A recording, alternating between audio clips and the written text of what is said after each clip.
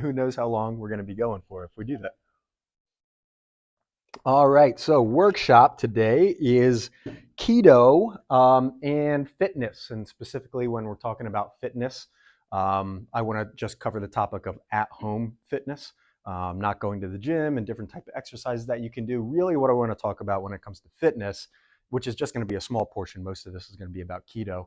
Are how can you get the best, make the most use of your time? Because when it comes to fitness, a lot of the excuses or reasons that I get from people why they don't exercise more, they're not as active, is because of time, or because of money, because of gym costs and memberships and things of that sort. Which working out from home is extremely cost effective, inexpensive. You can get an amazing workout in a very short period of time. So we're going to be going through that later. But first, we're going to be talking about keto. I'm going to guess that before I put up these signs and everything here in the office, you've all heard of keto before that time. You're all familiar kind of with what keto means. Has anybody ever tried to go on a keto diet, a ketogenic diet? No? Okay. Okay. I like that you made that distinction, because low carb and keto are not the same. While of course there is a lot of similarities, keto is kind of low carb to the extreme, to the nth degree. In general, for me, I am low carb all the time. That's how I run very efficiently, but I'm not keto. I have done keto several times in the past. I've actually taken it kind of keto to the extreme. I've done carnivore diet for a period of time, which is nothing but meat, which we're not going to get into right now. That's a whole nother discussion. But I don't do keto, and one of the big reasons I don't do it is because with my activity levels, I would not be able to sustain and meet the goals, my own goals, with doing keto. Because the activity for me, it's right now the phase is kind of exercising to build muscle, to build things, and you can't build when you're on keto. You can perform very well with certain activities and exercises, depending on what that is on keto, such as endurance athletics. You can do incredibly well. And actually, there's some evidence that says people who are on a keto diet and they're doing more endurance stuff can actually outperform people who are not on a keto diet. Come on in, Mr. Nagesh, have a seat. So we're just getting started, right? So first, let's talk a little bit about what is keto, because like Randy said, low carb, but not keto. So what keto means is that we're using most of what our body is using as a fuel source are something called ketones, or ketone bodies. So your body can run for fuel, or it can create energy using two different things. It can use fat in the form of, it breaks down fat in the form of ketones for energy, or it can use sugar to be able to produce its energy. And I like to use this analogy to kind of explain it. If we think of a hybrid car, right? A hybrid car is going to use fuel, internal combustion, to be able to produce energy to get the car moving. But then it also has electricity, it stores energy in the battery, and it can also run off of the battery. And it runs off of both of those things. Even somebody who is doing a ketogenic diet, their body isn't solely going to run off of ketones. The goal is to make your body run off of ketones most of the time. The majority of your body is running off of ketones, aka, well, not aka, but vis-a-vis is a better way, fat, right? Your body, you want to become a fat burning machine. You want your body to function mostly off of burning fat, rather than what 99.9% of people run off of, which is constant sugar for energy. And there's a lot of reasons why this is really beneficial for our health, both from, a lot of people, when they are talking about keto, it's for a body composition, weight loss, which absolutely low carb, keto to the extreme, incredibly effective for weight loss. In a very good way as well. Now, certainly a lot of people can do this seesaw dieting, which isn't good for us, but in general, it can be used for that. But not only that, heart health, decreased systemic inflammation in your body. So things like autoimmune conditions, diabetes, Alzheimer's, cancer, all of these things. If I had a patient, or if someone in my family had one of these issues, and they are willing to change their life to be able to get rid of those things, keto. I'm going to tell them you need to do a strict keto diet, right? And I use the word strict for a reason, because if you're not strict, it's not keto. That's one of the biggest things that I see people who try this, diet fall off, is because they're not doing it strict. They're dabbling in it. Maybe they do it pretty good for the week, and then the weekend comes. You can't. Your body is not going to become efficient if you're not doing it for an extended period of time. Um, it's it's a life change, and especially for a period of time. It doesn't have to be forever, but you've got to give it for your body to get into where it's really good at burning ketones, creating ketones first. Our body has to convert fat into ketones to be able to use for fuel. For your body to get efficient at that, you have to give it a lengthy period of time. You have to give it about 20 days, 20 to 30 days for it to become really good at that. But when your body does get good at that, again, going back to that hybrid car analogy, right? The body or the car is going to run off of electricity most of the time, except for when it needs a really quick sudden burst of energy. A hybrid car is going to use the gas internal combustion to get it going, which our body will as well. Even if we're in ketosis, our body's going to use stored glycogen as fuel whenever we wake up in the morning to get our body going. And then if we're going to do an exercise or anything where we need a sudden burst of energy, our body's going to use stored glycogen to be able to do that as well. But you only have so much of that stored, so you're going to run through that. And then your body's most efficient running off of those ketones. Ketones are actually better, more efficient for your body and your brain than sugar is. So it's going to be overall a huge benefit to be able to get your body to do that. So what is ketosis, or what is a ketogenic diet? It's getting your body to be efficient at using fat for energy, not because of starvation, not because of calorie deficit, right? If you're just ridding your body of calories, yes, your body's going to break down fat. That's not efficient. That's not long-term. You can't stay on a calorie deficit diet forever. It's impossible. You're going to wither away. Your muscles are going to break down, and it's going to be damaging to your body long-term. It's not good for your hormone levels. When we're talking about keto or doing a good ketogenic diet, you're not worrying about calories. You don't care about calories. We're not calorie in, calorie out. We are focused more on allowing our body and our hormones to regulate efficiently to allow us to burn fat the right way, not because we're just starving ourselves for long periods of time. And you guys can feel free to ask me any questions as we go as well. So how does keto work? So I think I already said a lot of it, but for the most part, we're going to be consuming a lot of fats. And it's not only the fats that we consume, but it's our own stored body fat. So our body breaks down these fats into triglycerides, and then it breaks down and converts the triglycerides into these ketone bodies. Fat can be used as a fuel source, or triglycerides, certain triglycerides can be used as a fuel source by a lot of our body. But it can't cross certain things. Our blood cells can't use fat as a fuel source. Our brain can't use fat as a fuel source, but it can use ketones. So our body goes through an extra step to convert it to these ketones, which can then our blood can use as a fuel source.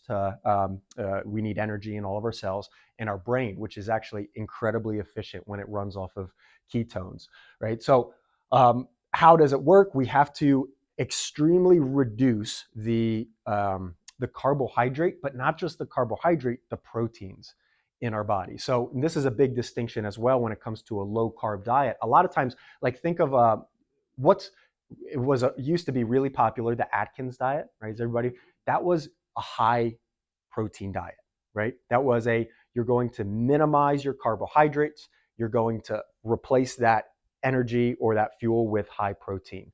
That's not going to be ketogenic. You're actually not going to be able to get into something called ketosis, which is whenever your body's really creating a lot of ketones to be able to use for fuel. You're not going to be able to get into ketosis if you're eating a high protein diet, which I'll go over in a little bit. All right, so ratios of keto. So again, this is a high fat diet, a moderate to low protein diet, and a low carbohydrate diet. So you want your carbs to be less than about 5% of your caloric intake. Now, again, I'm not a fan of counting calories. Some people, if they want to do the calorie counting, to at least get started so they make sure they're on the right track.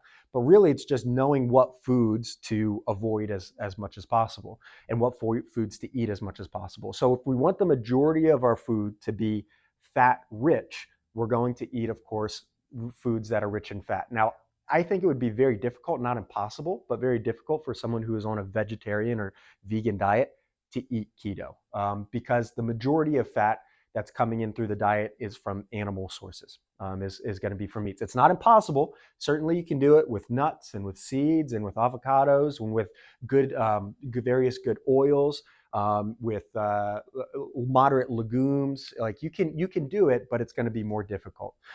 So the majority of the fat, again, is going to come from animal sources.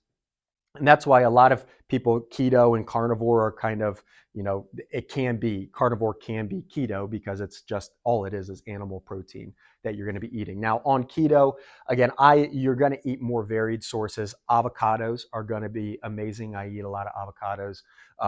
Various oils, avocado oil, olive oil, coconut oil, butter. These are going to be the sources of most of your fats. Of course, whatever animal products you like to eat, lots of eggs. Now, your protein's going to come as a combination with these. So you don't have to go out and seek your protein. Obviously, if you're eating beef, you're eating protein and you're eating fat. Now, when we are choosing our animal products, if you are eating animal products, you want to actually go for the fattier pieces of meat. You don't want to go for the lean protein cuts that have minimal meat. So if you're getting beef from the grocery store, you're not going for the, whatever it is, 93% lean, right? Jenny Craig or whatever it is. You're going for I want the regular stuff. They just put it in a grinder and that's what I got. If we're getting chicken, preferably with the skin on, is what we're going to do. Now, quality matters. I'm going to talk about that a little bit later, because, well, again, I'll talk about that a little bit later. We also want to remember that we can still, most of our carbohydrates, we're going to minimize those significantly. So what do we think we need to avoid when it comes to the carbs? The obvious things are going to be grains, pastas, breads, right? Pastries of any sort. Those are out the window. We're done with those completely. You can't, right? Pretzel, whatever. You can't eat any of those things. You get rid of those.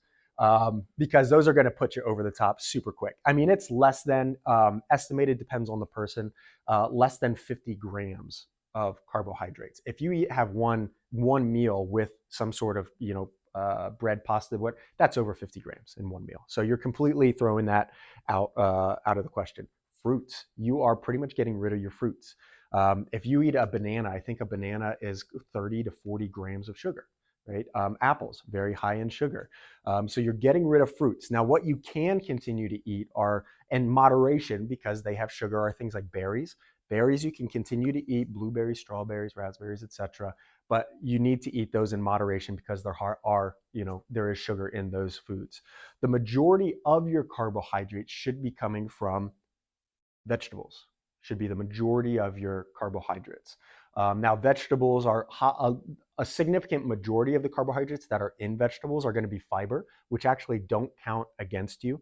So if you were adding everything up, the caloric intake, and looking at the numbers, you have to understand the difference between, net carbs, gross carbs, fibers, and the different,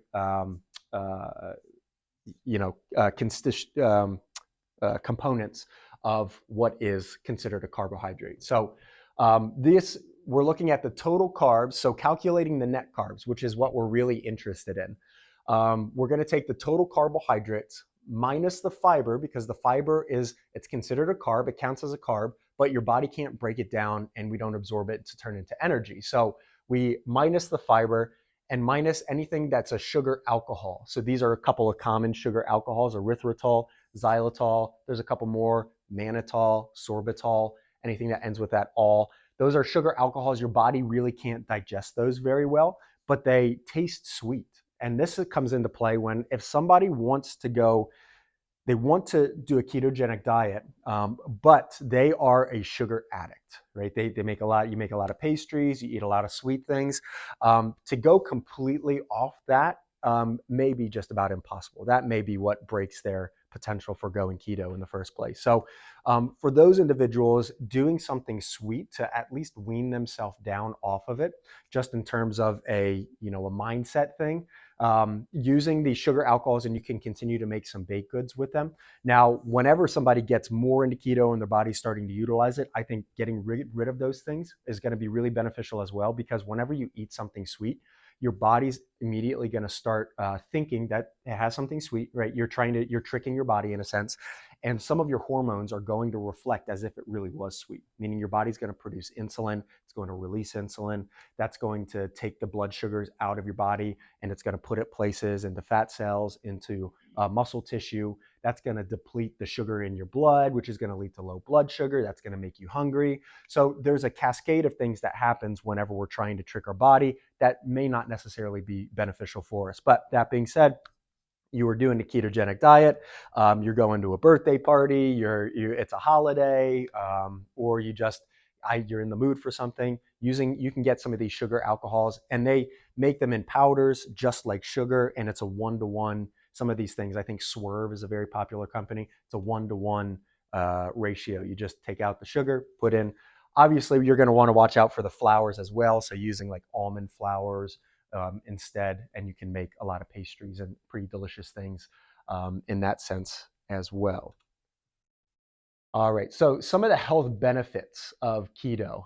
So one thing that I already said, I already said most of these. Yes, weight loss, but it's not the weight loss that's, I think becoming healthy, weight loss is a byproduct of that, right? So becoming healthy, so is reduced risk of heart disease, cancer, autoimmune, diabetes. These are all the benefits of becoming healthy. And eating a ketogenic diet, this is a healthy diet. And I'm going to say my, opinion, in a hunter-gatherer world, people were likely in ketosis for the majority of the time, right? They didn't have endless amounts of food and sugar at their disposal. So their body had to run efficiently on fat. So they were very likely in ketosis for a long period of time. And they were also, I think, very likely had very low amounts of obesity, cancer, heart disease, diabetes, right? It goes hand in hand. Health is going to lead to those things. Ketogenic diet can really help to restore health back to the body.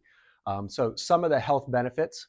First, let's talk about ketogenic and heart health, because for me, the majority of the fat that I eat is probably saturated fats, most likely. And most people, when they hear saturated fat, or what we've been taught to believe, is that saturated fat is bad for us, right? It's bad for your heart, right? You're going to get cancer, or heart disease, you're going to have strokes, etc. Well, that's not true. Saturated fats are not bad for you. Saturated fats are actually very, very good for you. You need saturated fat for your body to run and function optimally, efficiently, for your hormones to work, for brain neurologic function. You need saturated fats. And I'm going to prove to you that saturated fats are not bad for your heart health. How am I going to prove it? I just got these results yesterday. This is me. These are my levels right now. I just got blood work done. Still see the needle mark right here. I'm on zero medication. And listen, and let me tell you a little bit about my history as well. My dad has had 4 heart attacks. The most recent, he just had open heart surgery a couple of months ago. Open heart surgery. My dad's mom died from congestive heart failure. My dad's dad had at least 1 heart attack, multiple strokes. My mom's dad died of heart. He had cancer ultimately, but he had heart attacks. Right? I do not have good. Well, I'm going to throw that in quotes. I don't have good genes, right? Because so many people were taught, oh, my dad had high blood pressure, so it's me. If you think that way, what are the chances that you're going to have high blood pressure? Pretty high, because you're not going to do the things that's going to prevent you from having the high blood pressure, the high cholesterol, the heart risk, right? The risks thereof. I know that those things are they're hereditary. They're not in my hereditary. They're in my family. So maybe I'm at a bit of an elevated risk for those things. So I can either let genetic predisposition, meaning it's going to happen to me, so why should I avoid it anyway, or genetic determinism, meaning it's going to happen, right? Or I can do things that are going to avoid that from happening. And again, low carb. I'm not keto, but I am very low carbohydrate diet. So let's look at some of my numbers. Triglycerides, right? Our circulating triglycerides, which is circulating fat, which could come from our body, but most of it's going to come from the foods that we eat. I eat mostly fat. That's all I eat for the most part. And then vegetables, I eat some, fruit, especially around when I'm going to work out. Triglycerides, we want under, here we go. Triglycerides are a type of fat found in a person's blood, also in many foods. We want under 150. I'm at 38. Incredibly low triglyceride count. Now, I do want to say also, I'm fasting when I did this test. You're supposed to fast for these things.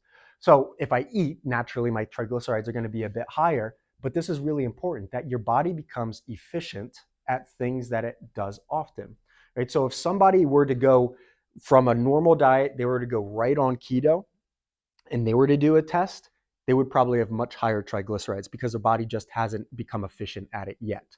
You have to give your body time to be able to develop, to be able to do these things, but it will if you give it the time.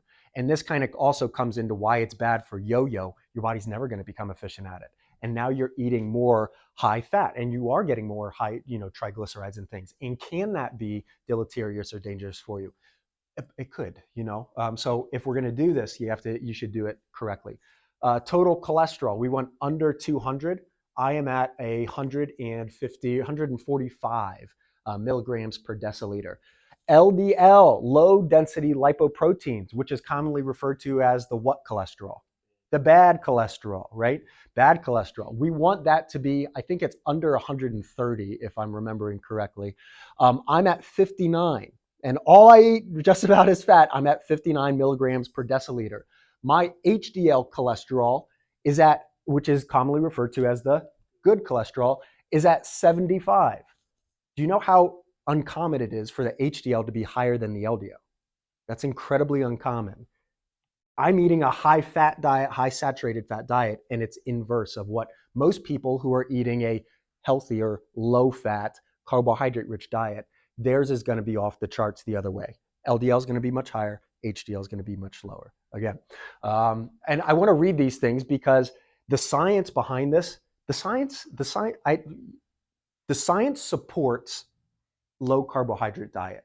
The industries that pay for and promote the science does not, like low carbohydrate, high protein fat diets.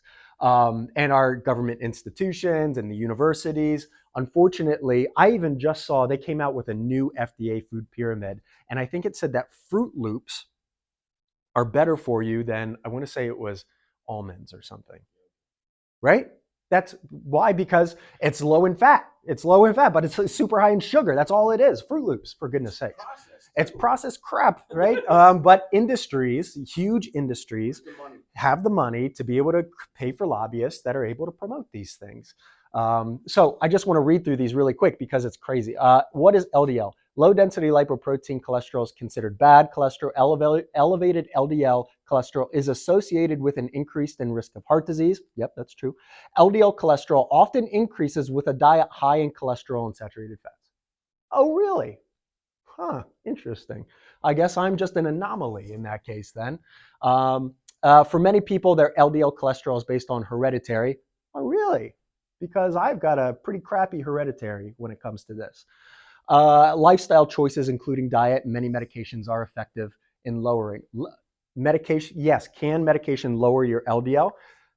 Here's a crazy stat for you. There's pretty much no evidence that says that statin drugs, cholesterol-lowering medication, lowers your risk for heart attacks and heart disease. Doesn't that sound kind of, that's not what we're told. We're told you have high cholesterol. Cholesterol causes your heart disease, causes you to die from a heart attack. Therefore, we need to lower the cholesterol to be able to lower your chance for heart disease. It doesn't do that. The only people who it does do that for, or lowers the chance statistically, are people who have had previous heart attacks.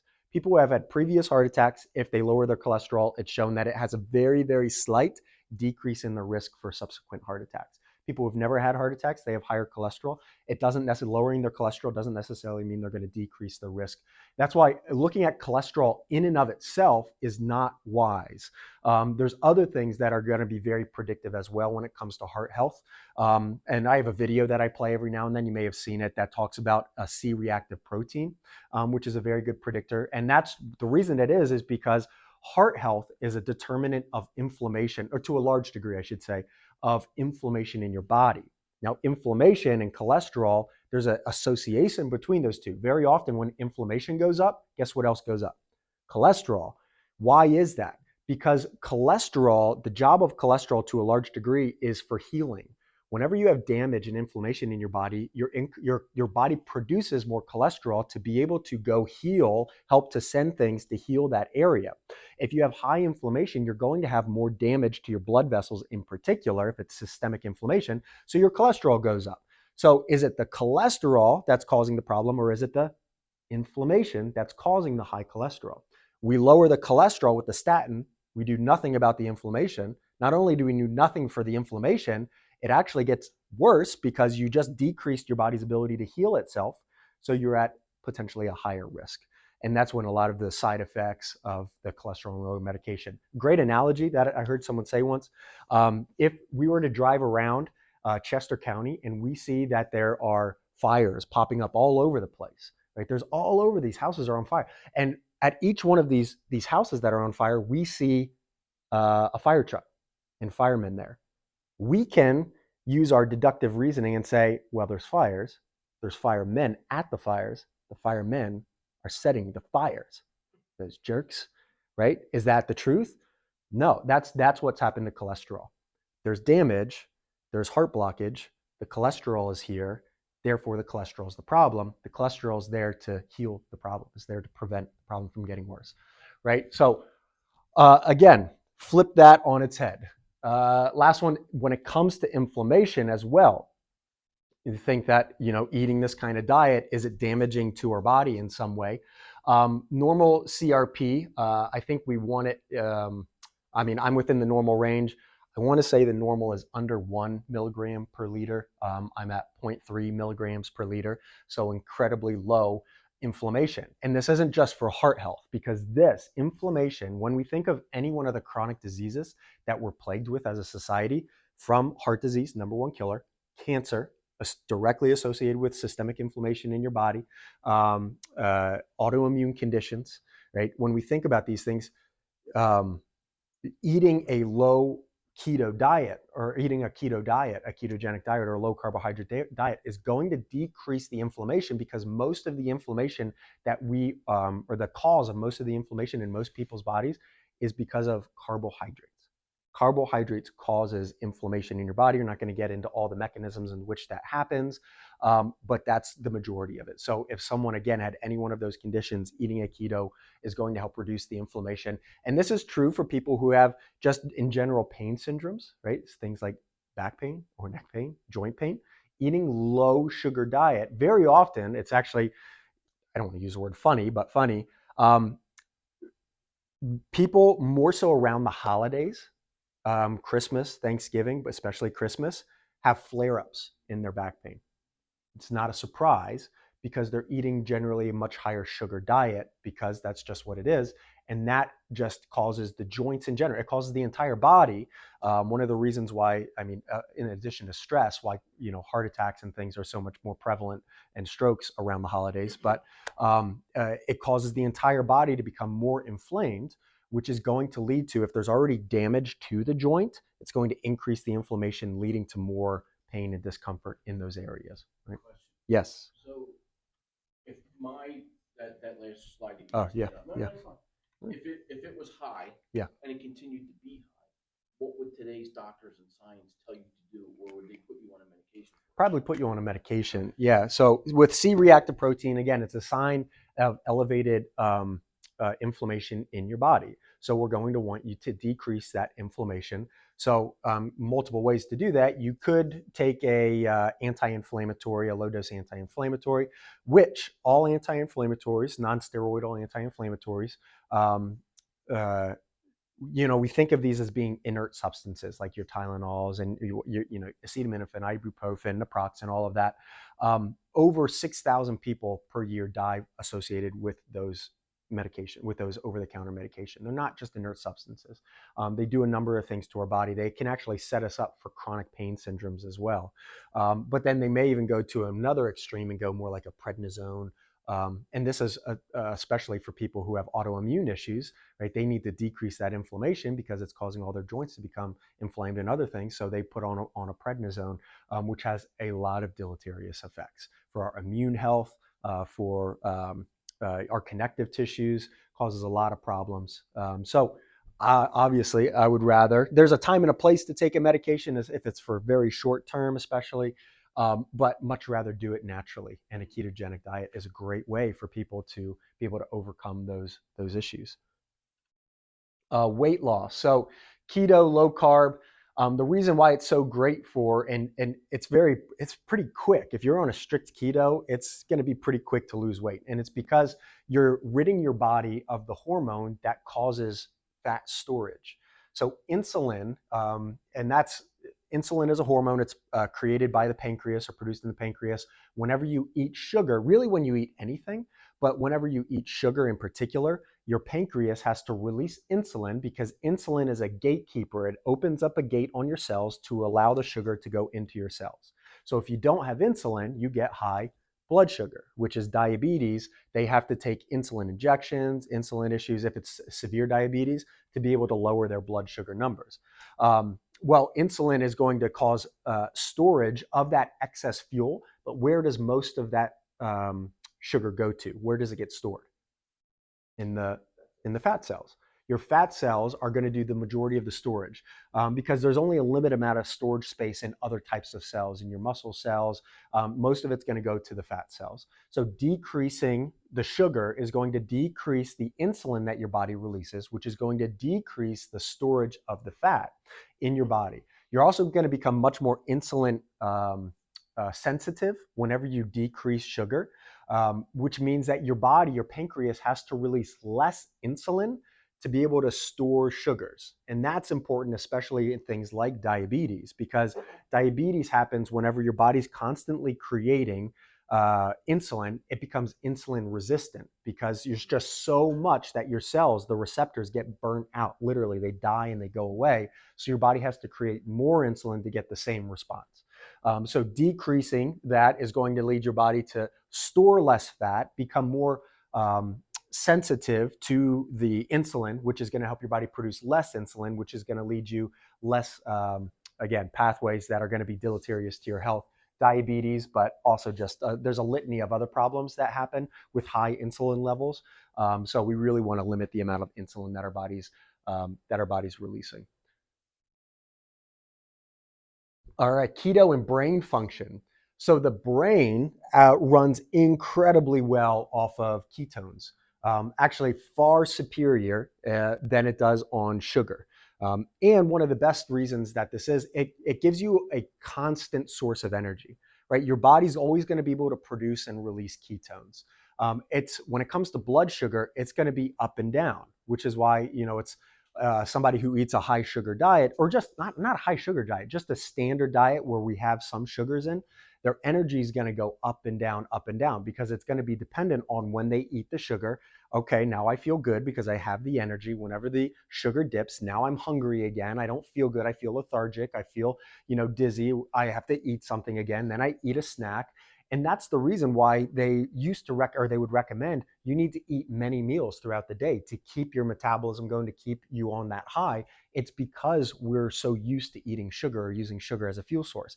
If you're on ketones, you're going to stay nice and stable throughout the day. You're not going to feel, especially if you've done it for a while and you get over, the hump, so to speak, of your body becoming more efficient at running on ketones. You're not going to have the highs and lows and feel the need to get little snacks throughout the day. And actually, we're going to get into a little bit of benefits of intermittent fasting, because that's, if you want to get the best and the quickest results with keto, you want to get your body used to it quicker. Doing intermittent fasting is going to be really important as well, because whenever we eat food, our body automatically releases insulin.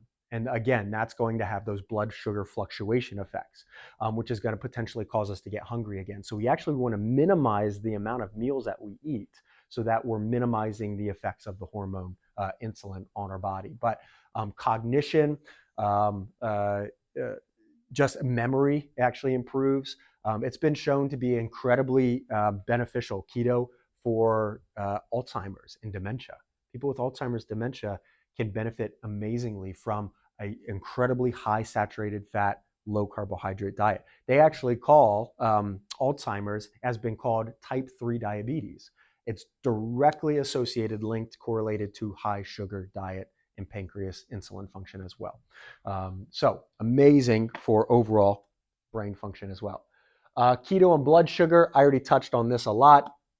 Again, these are my results. So whenever I had it done, I was at 82 milligrams per deciliter. Normal blood sugar, anywhere from 65 to 100 roughly. Now, the reason that I thought this was important is because one, again, I don't eat much sugar.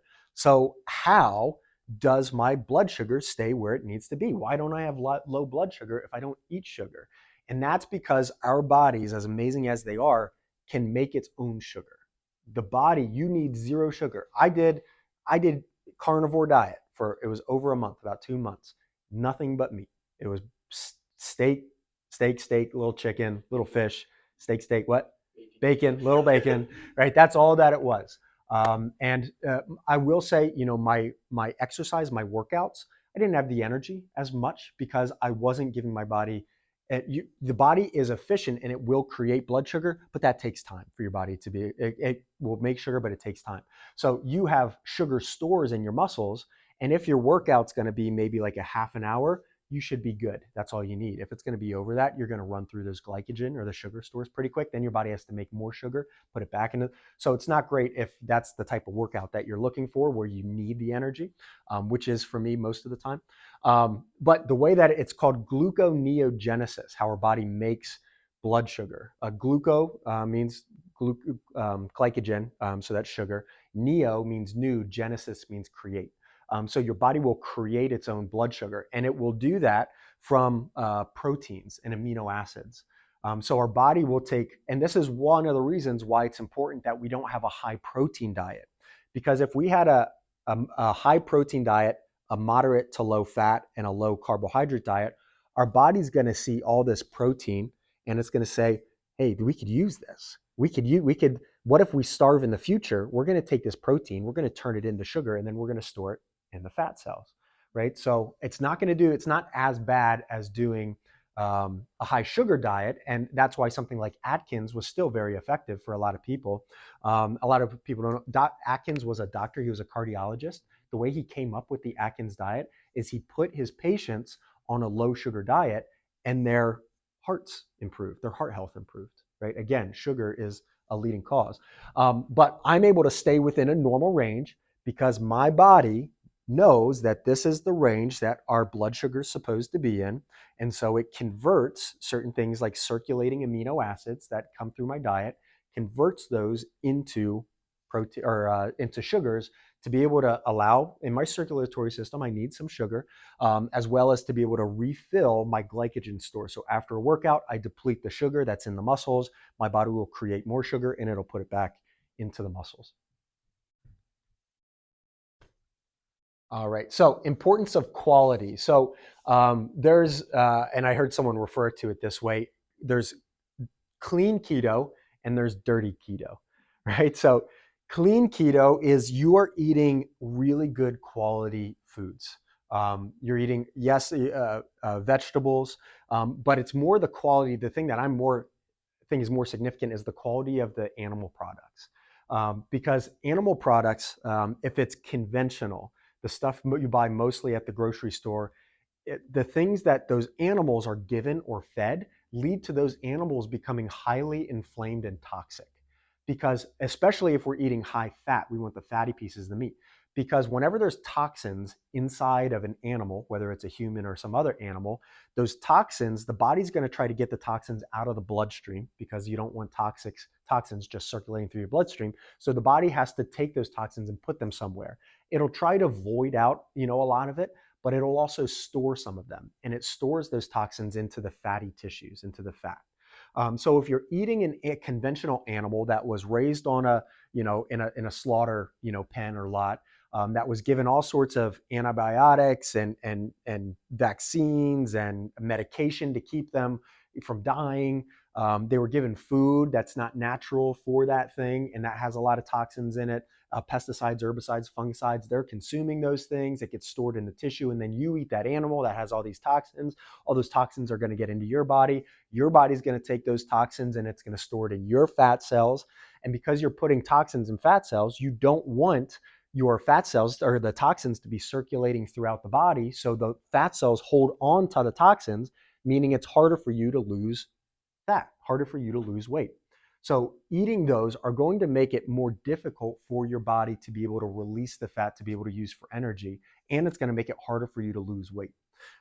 So you want to minimize eating organic. When it comes to the word organic, I think animal products first, right? The fruits and the vegetables and all of that, yes, that's great. If you can buy that organic, wonderful.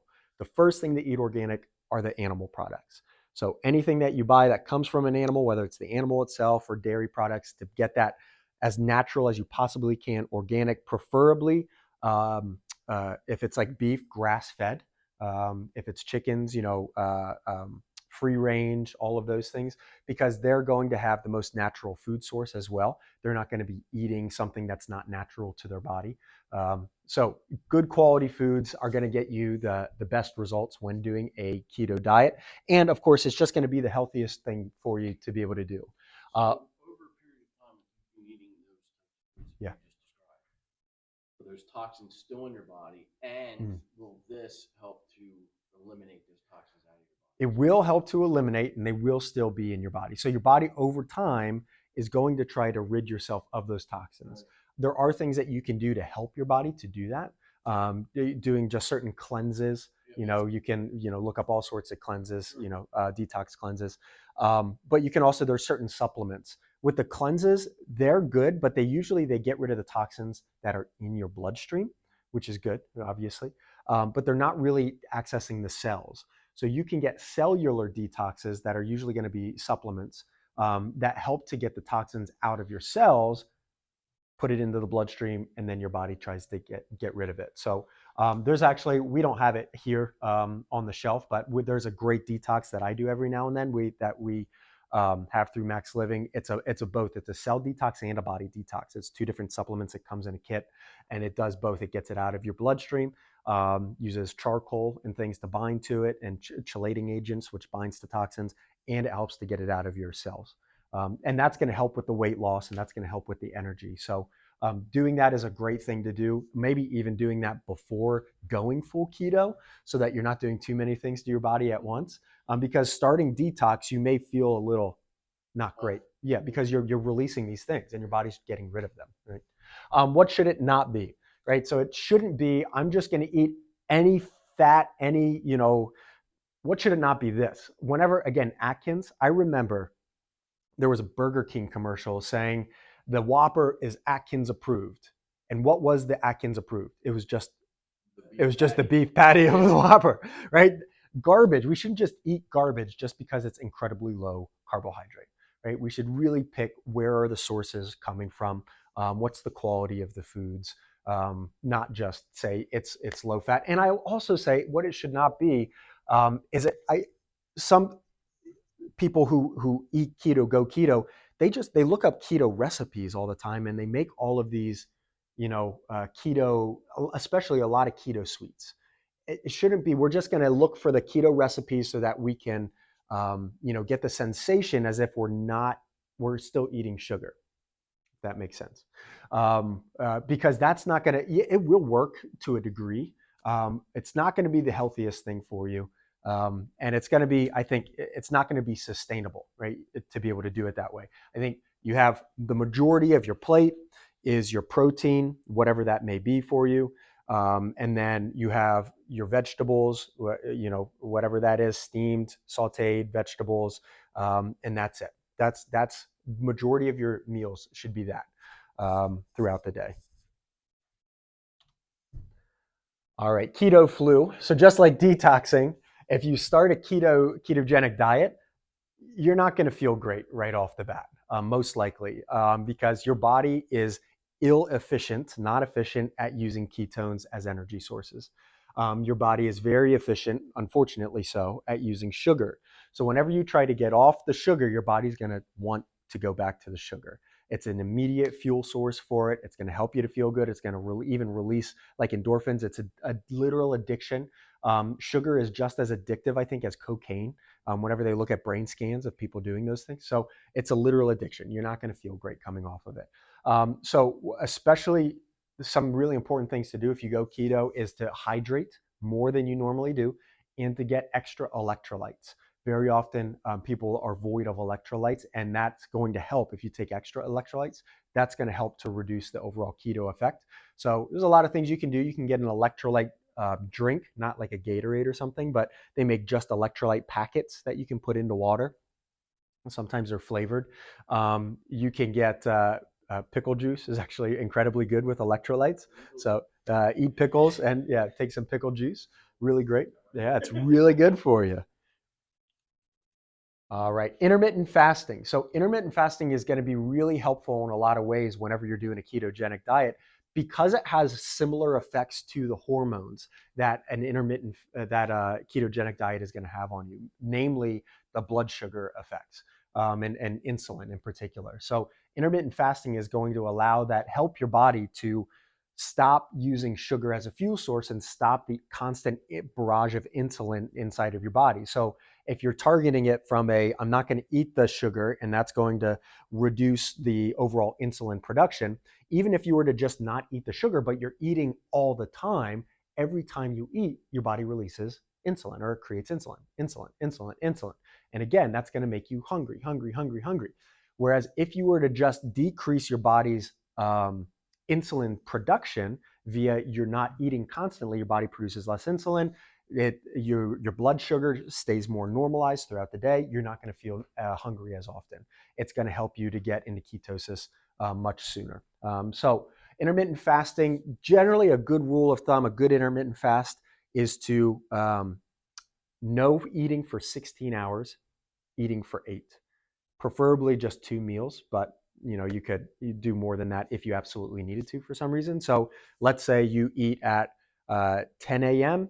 You got 10 a.m. up to 6 p.m. So you've got your lunch and your dinner and anything else in there.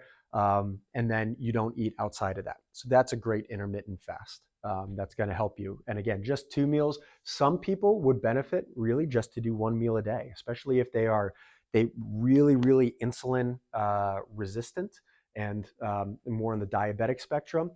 Eating once a day may be more beneficial to help them get through that, that challenge or that phase as quick as possible. That's something that You can you continue to do all the time. Yeah. yeah, right? Yep. And Yep. that can include going to sleep and waking up. That time frame is Yes, it still does. It considered does include fasting. that. Yep, that's part of the fast. Yeah. So it's not like you all day. Well, because Yeah. I'd So be it's much like easier. ready Yeah. to leave my desk Yeah. before I start. And there's some things that you could do to give your body a little more energy. Like if you in the morning have a cup of coffee, there's certain things you could put in like uh, MCT oil. You can buy it at any health food store, MCT oil. But it's a triglyceride that your body can use for energy immediately. It doesn't have to convert it. So immediately you pour in a little. It's unflavored. Pour it in your coffee. You can even, I know it sounds strange, put butter in your coffee. I love it. It does not. Someone was like, it tastes like a baked potato. No, it does not taste like a baked potato. What are you? It's butter. They're like, what is cream or what is butter? It's cream. Right, yeah. That's just been. It's the same, but it's amazing. So anyway, put the butter or just the High cream. quality butter. High quality. So yes, that's again I'm trying to be quality. smart. Yeah. No, we use Kerrygold is a great company. So that's a lot of our dairy products are what we're going to use. But yeah, that's going to give your body some immediate energy right off the bat, so that you can get to whenever you get to that time where you're going to eat. But intermittent fasting, and if you were to go on, it's amazing. If you are you familiar with PubMed? Have you ever heard of PubMed? So PubMed, it's a PubMed.gov, I think, or PubMed.org. I think it's .gov, might be .org. But anyway, it's the database, government database of all of the like pretty much every single scholarly article. So from everything that's published in a journal, in a scientific journal, you can get on PubMed.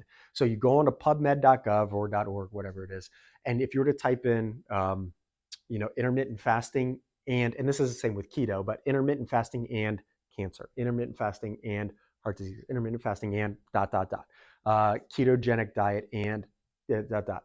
You're going to see so many research articles linking both of these things, probably more on the intermittent fasting side, to reduction in the risk for every single one of these diseases. That not eating is very healthy for you. Not eating for a period of time is very good for you in many ways that we're not going to get into right now. All right, oxygen and exercise. So why is this also, important to talk about with this? Because especially at the beginning, whenever our body does have so much sugar inside of it, helping your body to get rid of that sugar and making your body more insulin sensitive is going to be really beneficial for you. So it's not just I'm switching over to exercise because you should exercise, but switching over to exercise because it's going to help along a ketogenic diet. It's going to help your body to become more sensitive to ketones, to create ketones, to become less sensitive to insulin or less of the damaging side effects of insulin. Now, what do we have to do with if we want to exercise, especially if we want to exercise from home? So what you have to do is you have to buy all of this equipment. That's what you have to do. It's okay. It doesn't. It's only it's only a full squat. This is my basement gym. This is all my equipment. It's what I use. Um, that's an oil tank. Okay. So I'm right in between the oil tank and the furnace. This is where this is where I'm in my basement in between the oil tank and the furnace. But this is my gym, and my point for showing you this is not what you have to do if you want to exercise from home. For me, because I'm a very busy person, I'm a business owner, I've got 3 kids, another one on the way. I don't want to spend a lot of time, going to the gym, taking my shower. It takes time away from my family. It takes time away from my business. It takes time away from things that I value. So for me, I wake up at 4 a.m. and I work out in my basement before going to work, before I start the day. And I have I have all this stuff because of my goals, what I want. Now, my goal isn't just to be healthy. If my goal was just to be healthy, I don't need any of this stuff. If the goal is just to be healthy, the only thing I need is me. The only thing I need is my body. I can do so many different exercises, plyometrics, etc., with zero equipment at all. That being said, I think there are some really good benefits to having certain equipment that are incredibly inexpensive. Now, my favorite type of exercise, whenever I'm not doing more resistance training or doing things that need equipment, is to do Tabata training. Are you familiar with Tabatas? Great. I was hoping you weren't. So that I'm going to demonstrate a Tabata for you. We're all going to do it together. How's that? No, I'm kidding. You don't have to do it. I'm going to demonstrate a whole body Tabata. Now, this workout, a Tabata, I like 12 minutes. That's it. It only takes 12 minutes out of your day. What a Tabata means is you're working out very intensely for a short period of time, and then you take a little break, a short break. And then you work out very intensely for a short period of time, and then you take a little break. Okay. So I'm going to do a 3-minute Tabata for you. I can't use my phone to time. I have an app on my phone, a Tabata app, that it buzzes. It buzzes when to start. It buzzes when to stop. It buzzes when to start. So it tells me when I'm going to go. And you can go into your app store, get them for free, a Tabata app. But I'm going to need one of your help to time me. So what you're going to do is just time me 20 seconds. I'm going to work out. 10 seconds, I'm going to rest. Okay. I'm going to do 6 different motions. This is a whole body workout. This could be done every other day. And in between the days where you're doing this, do more of a slight aerobic, such as like, a nice brisk walk or a jog or a bike or an elliptical, whatever you like to do. And then you're going to get benefits from both aspects. You're going to get more resistance training, which is the Tabata is kind of going to give you more resistance, increase your heart rate really high. There's a lot of benefits to that, but then there's also benefits to the more lengthy aerobics. Okay. So I'm going to be using bands as well. So I've got all sorts of bands. I am a big fan of you can buy all sorts of different band sets, but I like bands that have different tensions within the bands. So you can see I've got a bunch of different colors. I have black hanging on my door here. I have blue, I have green, yellow, and red. And each one of these has a different resistance level. So if I need something really light resistance, I would go with the thinner band. I need heavier resistance, the thicker band. And then I could add more bands onto this if I need something with a lot of resistance. But I'm going to stick with just the black band. I'm going to be doing 6 different movements. Each one, I'm going to do 20 seconds on, 10 seconds off. So that's 3 minutes. I'm going to get through every single one of these movements. And then I would repeat that 4 times. Okay. So this is an example of a Tabata workout. So you got me, Ted? I see you've got your phone out. You got it. You got it. I'm ready. All right. So first I'm going to start with some chest flies, and I'm just going to use my body walk forward to get to the point where I feel a really good resistance. Again, I could increase the bands, but the point of this, you want to go as quick as possible. You don't want to be switching things all the time because you only have 10 seconds of rest. 1, 20. All right, so I'm done with that one. Next, I'm going to do some rows. So that was working chest. 2, 1, All right, and with the rows, I'm working on my rhomboids, on my trapezius muscles, squeezing in between the shoulder blades. This is something that's really good for people who work at a desk to pull their shoulders back. Really anybody for good posture. So I'm just going as quick as I can using good form. All right, so I'm going to relax that. Next, I'm going to just use my body and I'm going to do squats. 2, 1, start. And all of these exercises, of course, could be modified depending on what your fitness level is. So I'm doing a full squat, my butt's going down below my knees. But if you can't do this, or at this speed, of course, the goal is to go as fast as you can, but you also want to use good form. 2, 1, stop. And you can tell I'm getting a little winded, right? I've only done 3 things. This is a minute and a half, and I'm a little bit winded. That's why it's such a great workout. 2, 1, start. Next, I'm going to do some triceps.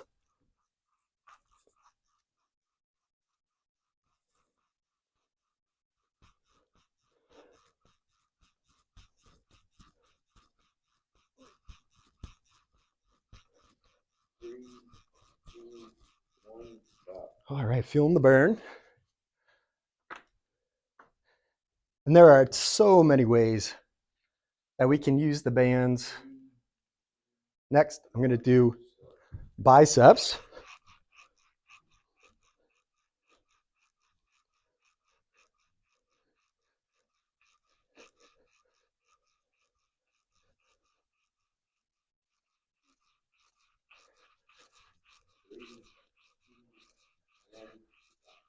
Oh, last one. Right? Like this is a workout. And think I have one more and then I'm going to do lunges. So I'm going to do standing lunges. So switching back and forth. And you would do, this is 1 round, doing 4 rounds of this. I think you can see that 12 minutes a day, you can get a killer workout, no excuses, and that's it. So 4 rounds of that, really good workout, getting your heart rate jacked up. This is going to help your body to become more efficient at using sugar for things that need it. So while I'm doing this, my body will be using some ketones for fuel. Most of it, though, is going to come from stored glycogen. And then once my body uses that glycogen, then it refills the glycogen stores. Whew. Doing that 4 rounds. Great workout. So no excuses. We got to continue to work out, not just for keto, but obviously just for overall health. Role of exercise is important. All right, last thing, mindset and how it affects keto. Probably one of the hardest things, and really what I mean by this is your mindset while you're doing it, the motivation that you have to do it. So if our motivation is more superficial, which could be, and I hate to say that, but weight loss would be more of a superficial, short-term, goal that we have. Whereas I think the more long-term, less superficial is going to be, what am I doing this for? I'm doing it for my health. Why do I care about my health? Because, I don't want to, I had a family member and they went through this and I don't want to go through that. It terrifies me. Or I have grandkids, or I want to have grandkids, right? Or I want to watch my children. I want to walk down the aisle with my daughter, whatever the case may be. Having a big goal and having your family on board with the big goal. And I think one of the problems, a lot of people will say, well, I don't think I can get my spouse to eat this way. And that's fine. Not everybody has to do it together, but sharing that big goal, having a big goal, sharing it with spouse, significant other, and say, this is why I'm doing this, going to be much more supportive versus, honey, I want to lose weight. I'm going to do this. I want you to support me. And we're like, okay, right? Versus, honey, I want to stick around so that whenever we retire, that we can travel. And I want to make sure that I'm healthy for that.